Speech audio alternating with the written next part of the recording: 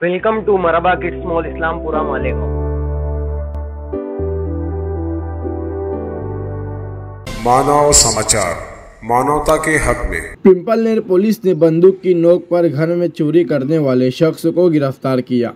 दिसंबर के आखिरी हफ्ते में पिंपलनेर शहर के करीब वाक़ सीम बधाने के फार्म हाउस से चोरों ने लक्ष्मी एग्रो इंडस्ट्रीज के जरिए आलात चुरा लिए थे।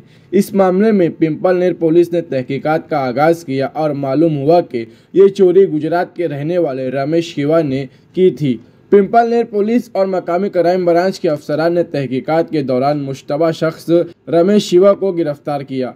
पूछगछ के दौरान मुलजिम रमेश शिवा ने अपने जुर्म का एतराफ़ करते हुए बताया कि इसने नवापुर तालुके से 70 बोरी सोयाबीन चुराई थी। इसके अलावा इसने प्रभाग बेयर शॉप से इन्वर्टर और बैटरी के साथ शराब भी चुराई थी। इसने मजीद इंकशाफ किया कि वो बंदूक की नोक पर घरों में चोरियां भी करता था। पुलिस इंस्पेक्टर श्रीराम पवार ने कहा कि मजीद तहकीकात जारी है और मुलजिम से दीगर मामले में पूछगछ की जा रही है। ऐसी ही खबरों के लिए जुड़े रहे मानव समाचार के साथ। जय हिंद।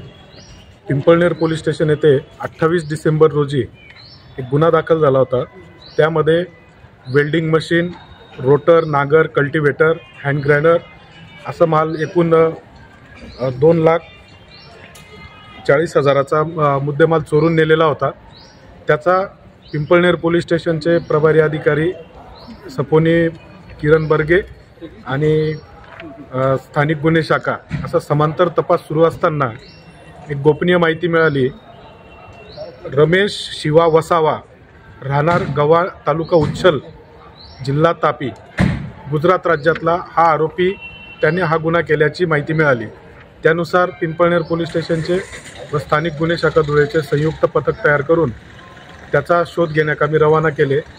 त्याला ओटाबारी परिसरातून ताब्यात घेतले व त्याला विश्वासात घेऊन त्याच्याकडे तपास केला असता त्याने वरील गुन्ह्यामध्ये चोरलेला मुद्देमाल हा त्याने कुठे ठेवलाय तो कबूल करून तो काढून दिला। अजून सखोल तपास केले असता त्याने अजून एक गुन्हा केल्याची कबुली दिली। त्याच्यामध्ये त्याने 70 सोयाबीनच्या गोण्या ह्या चोरून नेल्या होत्या। तोही गुन्हा पिंपळनेर पोलीस स्टेशन येथे दाखल होता। अशा प्रकारे सदर आरोपीकडून 3 गुन्ह्यांची उकल करण्यात आलेली आहे। सदर आरोपी व त्याची टीम हे गावठी कट्ट्याचा वापर करून अशा प्रकारच्या धाडसी चोऱ्या करत होते। त्याचे इतर साथीदार यांचा शोध घेऊन त्यांनाही गुन्ह्याच्या कामी अटक करण्याची प्रक्रिया सुरू आहे।